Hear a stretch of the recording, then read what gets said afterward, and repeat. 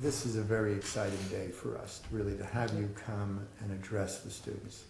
I mean, it's such an important issue of really how we really involve our young people really in a discourse to change the dialogue around the world with regard to the Muslim community. And I think that your dedication to this is particularly important. But it gives me great pleasure to introduce to you Special Representative Farah Pundit, who was born in India, went to school in America, has a very interesting life story that she'll tell you something about later on.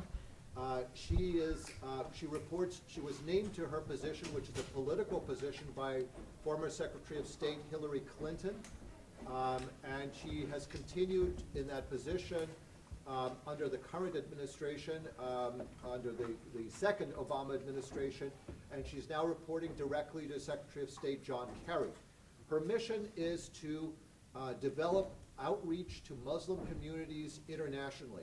It's an extremely important undertaking because, as those of you who saw her TED Talk know, something like 60%, if I'm correct, of Muslims are under the age of 25.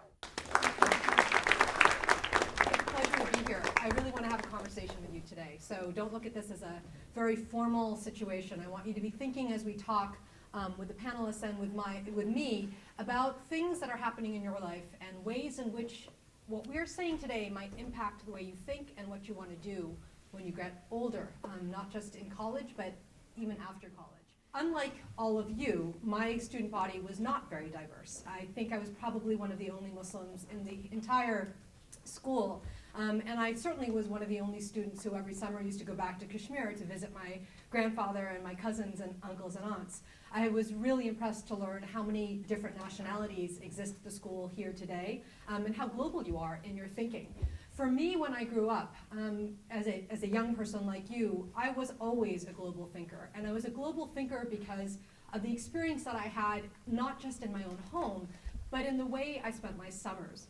So that's a really important perspective for you to know about me, because as I went through my life and the things that I did both at Milton and when I went to college at Smith, everything that I always thought about was about community.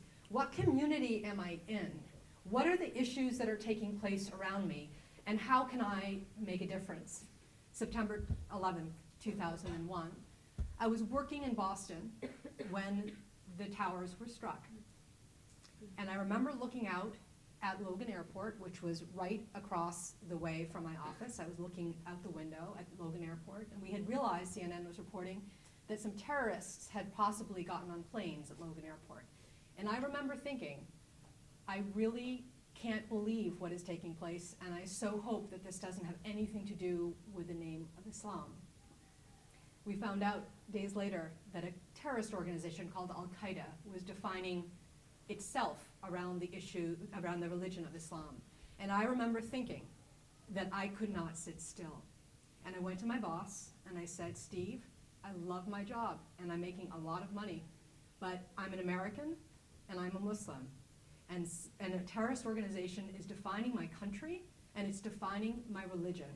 And there has to be a way that I can give back. So my company helped me get to Washington. And it took 2 years, but I joined our government in 2003. And I joined thinking I was going to come to Washington for 2 years and then do something else. It's been 10 years, and every piece of this journey over the course of the last 10 years has been about making sure that we are building opportunities to converse, opening up dialogue, and giving respect to those who don't always have a voice. It seems as though at this point the U.S. is really trying to instill democracy around the world. We've seen it in Syria and in Egypt. But how does the U.S. balance its desire for democracy with its desire to not have a religious political leader? So it's a really great question, and I think it's important to think about the structure of how we talk about freedom and how we talk about human rights and how we talk about democracy over the course of our history as America. Concerning Palestine and Israel, how is there a policy that the United States is going to implement to ensure that both sides of the argument are going to get out of it what they want and how to end this conflict that has been going on for so long? So let me just be really clear about the U.S. policy. We believe in a two-state solution. And you know that President Obama has been very committed to this from the beginning of his presidency. When you go and talk to these younger generation Muslims and their communities, what are some of the ideas and points you try to get across about the stereotypes of being Muslim today, about being a Muslim in the world today, about America and its impact on the world and such? My title, Secretary Clinton gave me for a reason. I'm special representative to Muslim communities for a reason. The lexicon matters. When I was in graduate school, we always used to use the terminology Muslim world, Muslim world, Muslim world. I didn't think anything about it.